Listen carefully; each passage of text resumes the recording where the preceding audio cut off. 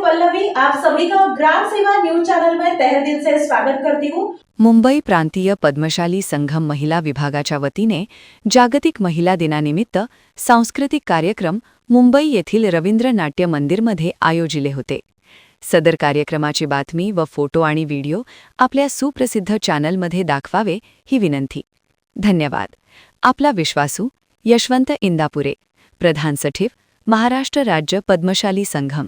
कुठल्याही दिवशी आपण हा महिला दिवस साजरा करू शकतो आणि मला आज खूप म्हणजे कार्यक्रम तर खूपच सुंदर चालला, रंगात आला होता खूप कार्यक्रम। आणि मला हे कन्सेप्ट फार आवडलं की तुम्ही इतकी छान आदरांजली दिली सगळ्या म्हणजे लेडीजला, ज्या आपल्या म्हणजे विस्मरणात गेलेली गाणी सुद्धा मला इथं छान ऐकायला मिळाली।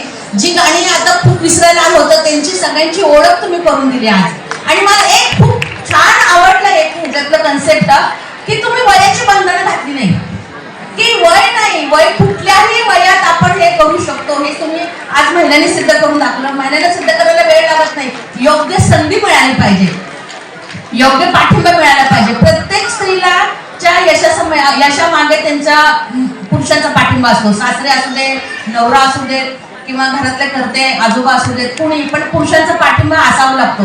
पण प्रत्येक कुटुंबात मला सांगावंसं वाटतं की असं पाठिंबा मिळेलच असं नाही। प्रत्येक सावित्रीबाईंना फुले मिळतीलच असे नाही। तर ही पाठिंबा न मिळालेल्या महिलांनी काय करावं? प्रत्येकाला वाटतं की नाही असं आपण ह्या वयात पण स्टेजवर यावं, आपल्याला कार्याचं एखादं कौतुक व्हावं। प्रत्येकाला वाटतं की माझं कार्याचं कुठंतरी कौतुक, मला जे येतं ते डान्स, गाणं, नाचणं हे नाही, मला जे येतं ते, मला एखादी पाककृती चांगली येत असेल, मला अजून वेगळं काही येत असेल तर प्रत्येकाला वाटतं की माझ्या कामाचं कुठंतरी कौतुक व्हावं। पण प्रत्येक कुटुंबात असा पाठिंबा मिळेलच असं नाही, प्रत्येक कुटुंबात त्यांना सपोर्ट करेलच असं नाही।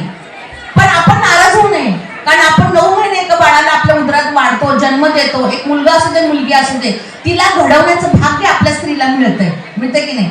मग ती महिला, ती पिढी आपण सक्षम करू शकतो। त्या मुलाला किंवा मुलीला समाजात वावरत असताना महिलांचा सन्मान करायला आपण शिकवू शकतो।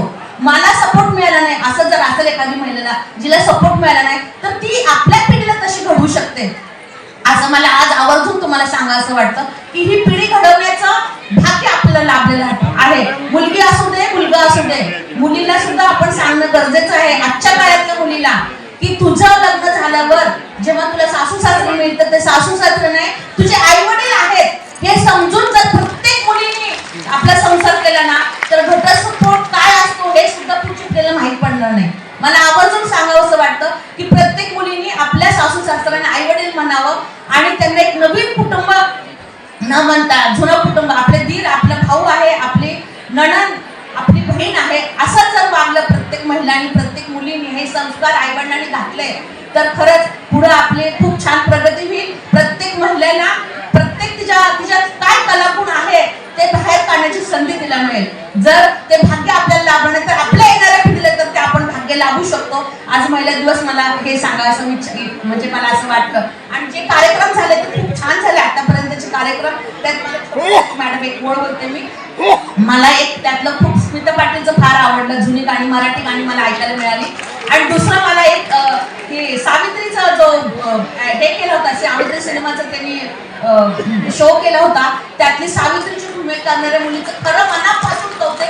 ती एक ऍक्टर जिवंत आहे, एक कला तिच्यात खूप जिवंत आहे, तिचं ऍक्टिंग मला फार फार मनाला भावून गेलं। प्रत्येक कार्यक्रम इथं छान झाला, नावं ठेवण्यासारखं काहीच नाही। प्रत्येक मोतींची माळ होती ना तर प्रत्येक मोती म्हणजे महत्वाचा असतो। प्रत्येक कार्यक्रम खरंच खूप छान झाला।